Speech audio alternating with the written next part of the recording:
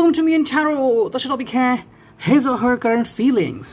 ठीक है, ये हम कर रहे हैं रीडिंग एंड आज है Sunday 10th of April and लगभग 10:40 हो चुके हैं। ठीक है, so I am doing the reading. I don't know when and how I am going to upload it, so let's do the reading. ठीक है, जैसे आपको रिजोनेट होता है आप वैसे इसको ले सकते हैं। Let's connect to it. चलो देखते हैं टैरो से हमें क्या रीडिंग मिलती है। Let's go, here we go. ठीक है, चलो कुछ कार्ड निकालते हैं। 1 2 3 4 एंड 5। चलो 5 कार्ड आ चुके हैं एंड 5 कार्ड का क्या है मतलब वो देखते हैं हम यहाँ पे। ठीक है, so here we go। okay, 4 of cups है यहाँ पे and that's the first card over here। Cancer, Scorpio, Pisces। okay, that's fantastic। this person is missing somebody। ठीक है, अभी आप भी हो सकते हैं या फिर वो भी हो सकता है। ठीक है, depends. This person missing somebody very badly but the same time कोई बात है जो इनको चुभ रही है। ठीक है, या तो इनको किसी बात का अफसोस है या फिर वो कोई बात शेयर करना चाहते हैं।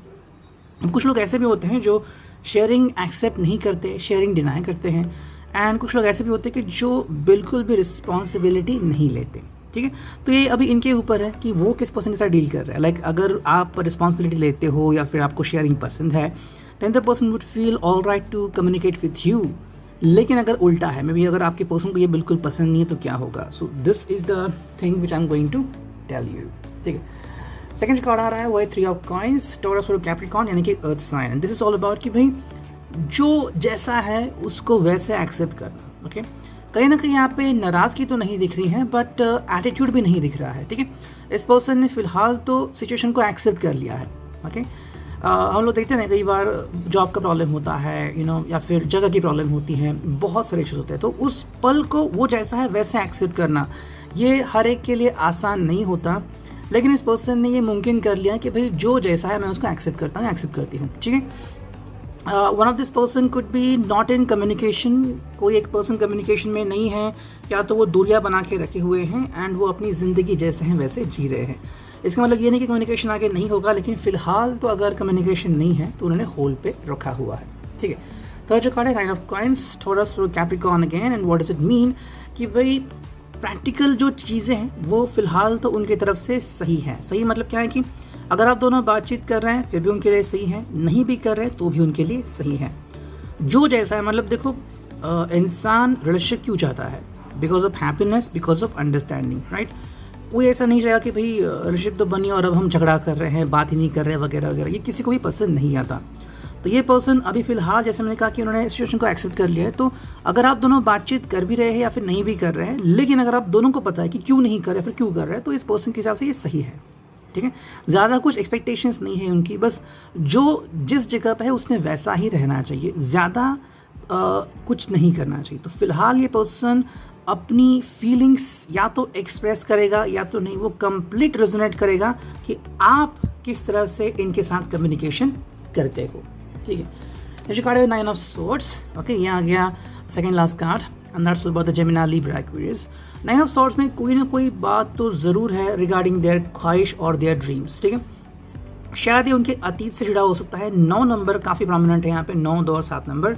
या तो उन महीनों में या तो उन सालों में कुछ हुआ होगा इसके पहले, अभी से अगर हम काउंट करें तो, कि जो वो ख्यालात अभी भी उनको सता रहे हैं। वही बार कोई सपना है जो अभी पूरा नहीं कर पा रहे तो उसके बारे में भी हो सकता है। ठीक है, अगर ऐसी बात है कि इन्होंने कोई चीज़ आपको बताई है और आप इनको सपोर्ट नहीं कर रहे हो, ठीक है, तो ये इस विषय के बारे में हो सकता है कि कहीं ना कहीं ये वो चीज़ को याद करते हैं। अगर आपको पता है एक मूवी आई थी चालबाज करके, तो उसमें श्रीदेवी का कैरेक्टर जो दिखाया था कि जिसको डांस करना बहुत अच्छा लगता था, जैसे घुंघरू बजे वो डांस करती थी, जैसे ही उसके घर वालों को पता चलता था तो उसको पनिश करते हैं। तो वो जो सिचुएशन है कि होते हुए भी वो चीज़ ना करना या फिर ना कर पाना, वो यहाँ पे दिखती है।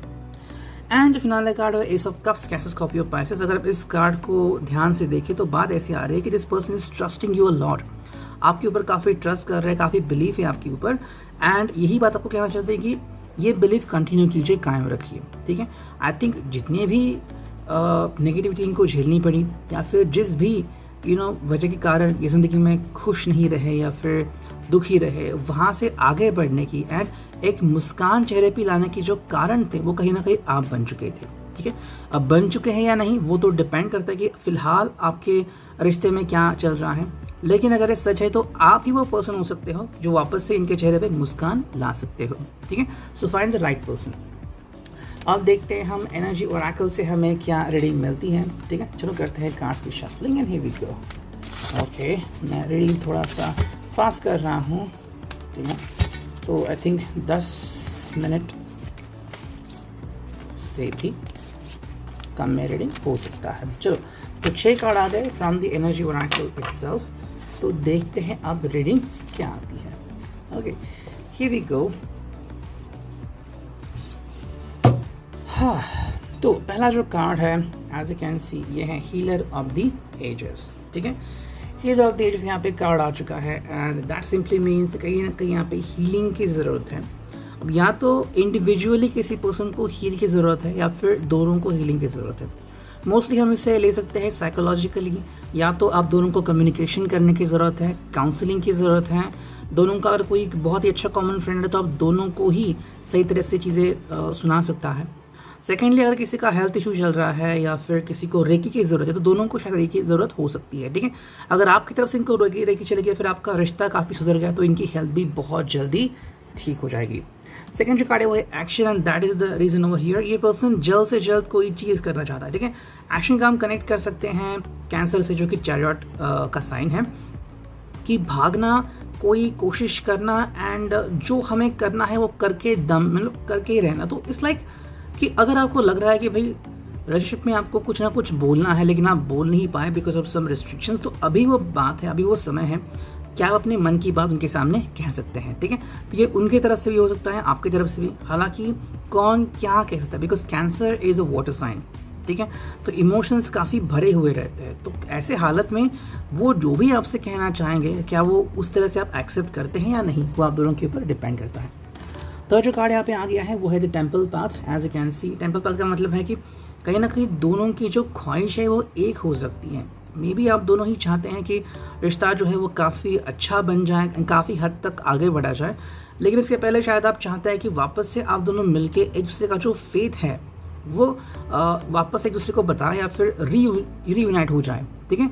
एक दूसरे को बताएं कि आप दोनों के लिए कितना इम्पॉर्टेंट है यह रिश्ता और आप दोनों ने इस रिश्ते को बनाने के लिए कितनी सारी सेक्रीफाइसेस और कितनी सारा हार्ड वर्क किया है, ठीक है।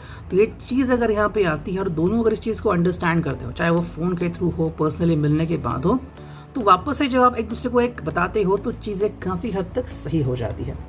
नेक्स्ट कार्ड यहाँ पे वो है the thinking woman. So it's like कि भाई paying attention to lots of details, छोटी छोटी बातों के ऊपर गौर फरमा रहे हैं। अब ये चीज़ शायद किसी पर्सन को चुप भी सकती है, चुप कह सकती है, बिकॉज कुछ लोग ऐसे भी हैं जो बिल्कुल भी ध्यान नहीं देते, चीज़ों को मिस करते हैं एंड उनको याद नहीं रहता कब एनिवर्सरी है या फिर आज के ही दिन 2 साल पहले हम मिले थे या फिर इस दिन झगड़ा हुआ था। लेकिन ये जो पर्सन है वो शायद इस बातों को याद रख रहा है एंड इसलिए पर्सन जब भी आप उसे मिलते हो यू जस्ट क्वेश्चन कि भाई क्यों इतना क्यों सोचते रहते हो। You can not change them, करने की कोशिश भी मत करो, लेकिन वो जो है जैसे हैं वैसे उनको एक्सेप्ट कर सकते हो।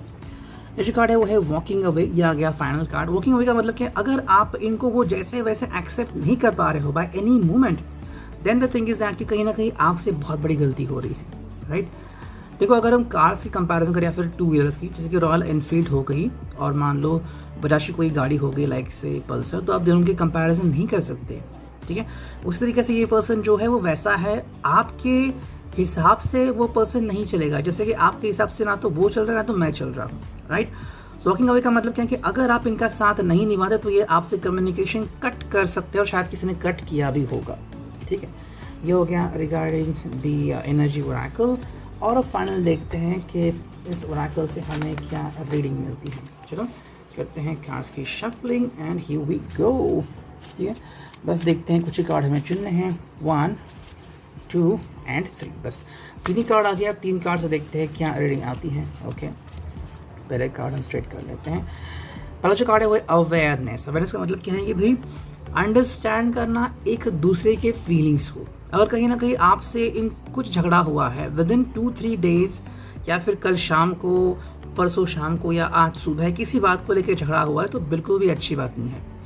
जिस किसी ने भी किया होगा, अंडरस्टैंड करो कि जब भी झगड़ा होता है सामने वाले पर्सन की दिल की हालत ख़राब हो सकती है। किसी को भी अधिकार नहीं है, वो चाहे वो प्यार में क्यों ना हो, किसी का दिल दुखाए, बिकॉज ये ईगो होता है, एरोगेंस होता है, राइट। तो ईगो और एरोगेंस को लात मार दो अगर आप प्यार करते हो तो सच्चे दिल से। सेकेंड जो कार्ड है extremely dramatic, that could be happening. ऐसा आपको शायद लग रहा है कि ये पर्सन एक्सट्रीमली ड्रामेटिक बन रहा है, लेकिन अगर ये आपकी तरफ से हैं तो ये सिर्फ दिखावा है। वो पर्सन शायद आपका सिर्फ ध्यान खींचना चाहता है। हालांकि आप में से भी कुछ लोग ऐसे हो सकते हैं जो बहुत ही ड्रामेटिक है, you know that the person should come to me, उस पर्सन ने आना चाहिए। भाई वो अगर आएगा पर्सन तो आपने भी वो रिश्ता निभाना चाहिए ना। हर बार आप उसके ऊपर कोई बोझ थोप नहीं सकते हो कि भाई I love you, now you should do what ever I से। बिल्कुल नहीं, वो कोई पपेट नहीं है, वो भी इंसान है, उनको भी पूरा हक है। एंड जो फिनाले कार्ड है नाइटमेयर्स, यानी कि भाई ये पर्सन को शायद नींद नहीं आती या फिर बुरे सपने आते हैं एंड बार बार सोचता है। तो अगर आपने ऐसे किसी पर्सन के साथ कम्युनिकेशन किया है जो पर्सन काफ़ी सोचता है या फिर बिल्कुल किसी को हर्ट नहीं करता, तो वापस से सोच लो। अगर आप इस पर्सन को बार बार टॉर्चर करते हो या फिर हर्ट करते हो बिना किसी वजह के, शायद ये आपके ज़िंदगी में हो सकता है कि you just say some things without thinking. ऐसे काफ़ी लोग मिलेंगे कि जो मुफट होते हैं, डायरेक्टली बोलते हैं, ओके बाद में क्लियर करते कि भाई मेरा तो इसमें कोई फॉल्ट नहीं, मैं ऐसा ही हूँ। भाई आप ऐसा नहीं कह सकते, ठीक है। अगर आप कहीं कंपनी में जा रहे हो तो आपको रूल्स फॉलो करने पड़ते हैं। आप शायद किसी को कह सकते कि भाई मैं तो मुफट हूँ, कंपनी फिर वो कहेगी ठीक है आप मुफट हो ना, आउट। यहाँ पे ठहरने की ज़रूरत नहीं, यहाँ पे मुफट लोग नहीं चाहिए, यहाँ पे पेशेंस चाहिए, राइट। तो जब कोई सामने वाला पर्सन डायरेक्टली मुंह पे बोलता है ना, तो असर पड़ता है। आई थिंक ये पर्सन काफ़ी सहन कर चुका है आपकी बातें, so just do understand that. सच्चा पर्सन जो है उसको किसी को बताने की ज़रूरत नहीं पड़ती कोई सच्चा है, उसका दिल वो खुद बताता है। विद रीडिंग आप इट रेजोनेट।